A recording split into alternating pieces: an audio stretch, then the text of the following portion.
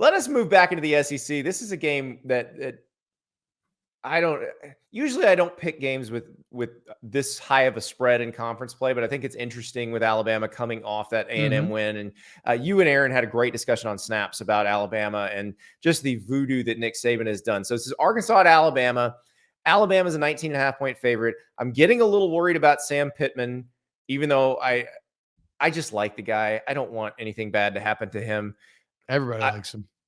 My feeling on Arkansas is they have so much passion and so much money that they're going to be very impulsive when it comes to coaching. And they're just going to keep hiring people to fire them. And you can fire Sam Pittman and you'll be back in this situation in 3 or 4 years. But I understand. I'm not going to tell you how to feel. Let's talk about Alabama. But the tough part there is like the flip side is like, do you think that Sam Pittman, like I get that he's done a better job than what the meeting did before him, but like, do you believe that Sam Pittman, because Arkansas wants to be better. They want to be SEC West relevant. He didn't do a better job than Bobby Petrino did. Exactly. That's what I'm saying. And that's what they're going to be like calling back to, like, we can get back there. And, they're not entirely, college football does just come down to the head coach. Yeah. Kind of a lot of times. And Arkansas is one of those schools in the NIL era that could really dig deep. It's true. If they wanted to. It's true. I don't think they have any debt on any of the buildings on their campus. Think about it. They got Tyson Chicken, Walmart, and Jerry Jones. Those are 3 billionaires right there. Yep. No, so they can be this, but they've not looked particularly great this season except against LSU, where they were moving the ball down the field. That's an LSU problem. but let us talk about the job Nick Saban has done with this Alabama team, because it took a while. And maybe this is also Tommy Rees and Jalen Milroe. I feel like once they decided Jalen Milroe was their quarterback before the week of the Ole Miss game, that's when everything turned for this team. Because I don't think they were running an offense that was built around Jalen Milroe. I think they were running an offense that they felt like Milroe or Tyler Buckner or Ty Simpson could run. Then they play USF. They're like, see, other quarterback parents, it doesn't work out. Stop calling. We're going with number 4. It is what it felt like, which what a giant stage to have that kind of it almost felt like, okay, fans, everybody, like, you want to see what happens? You want to see why Milroe won the starting job? Here you go. But I think you nailed it, right? We just talked about freeing yourself from the burden of analysis when it comes to the Iowa under. I feel like that was almost like the Alabama coaching staff. Like free yourself from this expectation that Jalen Milroe is going to be somebody that he's not, that Ty Simpson is going to step up in some way that you haven't seen before, that Tyler Buckner is going to somehow be something that he's never even been close to being. And now, once, like you said, they're all in on Milroe, and you look up, and does Milroe make mistakes? Yeah, but he is the 3rd highest rated passer in the SEC. And he does have massive big playability. And he showed me major growth when they couldn't run the ball at all at College Station. You're down at half, second time. You did the same thing against Ole Miss, and you come out and you just dominate the second half. So, yeah, it's Ari Wasserman wrote, I think it might have been in the headline, I'm not sure, but, Alabama is inevitable. And that kind of stuck with me. They are the Thanos of the college football world. Which is funny because Ari definitely didn't write the headline because he's never watched that movie. He's never watched any Avengers movie. So.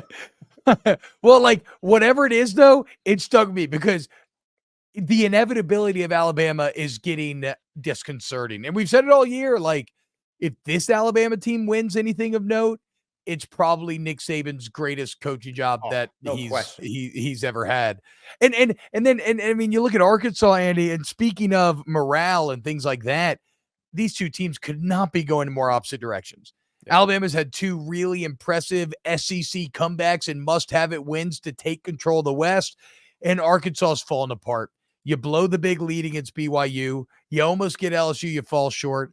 You lose by 7 to Ole Miss. You got Dan Enos immediately responding to student emails after the games about play calling, like multiple responses. And somebody affiliated with Dan Enos getting Dan Enos on the Michigan State candidates list, at least from one report. I just remember seeing that and going, what? Don't worry. No. LSU defensive coordinator Matt House is also on that list. Yeah. So you got some agents working overtime right now. But the Alabama defense is gonna give KJ and Enos a ton of problems. Jalen Milroe continues to grow in strength, like we talk about. I talked to my gambling guy here. This is the only game I cheated on. My guy Colin Wilson of the Action Network. He is so sharp. He's been so good all year long. And he thinks maybe an Arkansas backdoor cover, but he did say slam the over.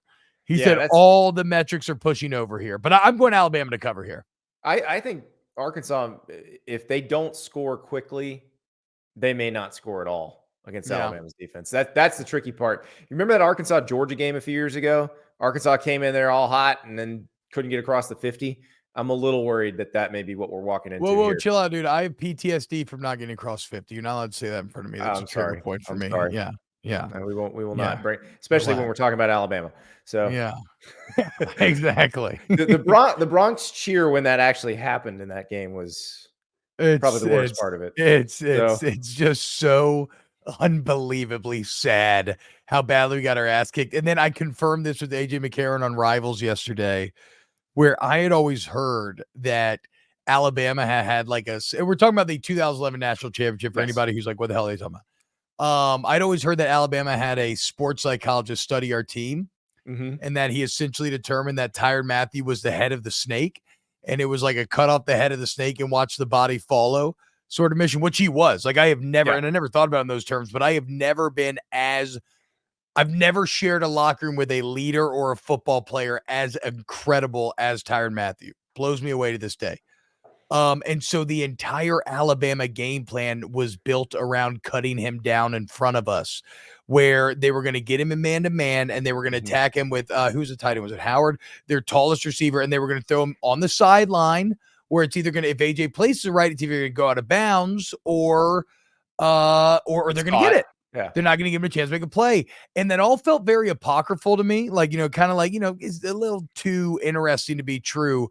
But no, McCarron literally yesterday just confirmed everything that I said. Wow. And then I'm like, and you know what we did? We practiced the option for 2 weeks. We did 15 practices of just different versions of the option and full tackle scrimmages.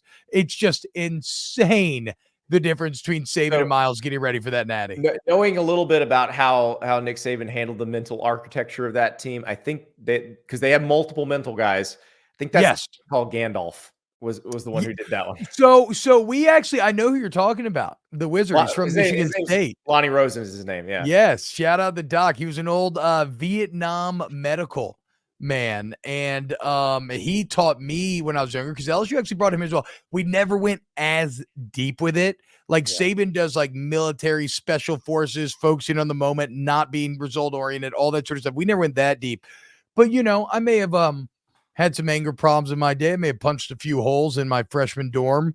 And I worked with the doc about anger management and learning to control your anger rather than it controlling you. And yeah, Gandalf is correct, not just in look, but that man's got some deep, deep wisdom. Well, he may need to come into Lexington. Well, I will take Alabama to cover in this game. I want to make sure everybody knows. We'll throw that on the graphic, and I'll be wrong, and it'll be great. But thank you so much for watching. Just a reminder, subscribe to this channel right here so you never miss an episode of Andy Staples on 3. And oh, by the way, watch all the other great videos on the On3 Sports YouTube channel.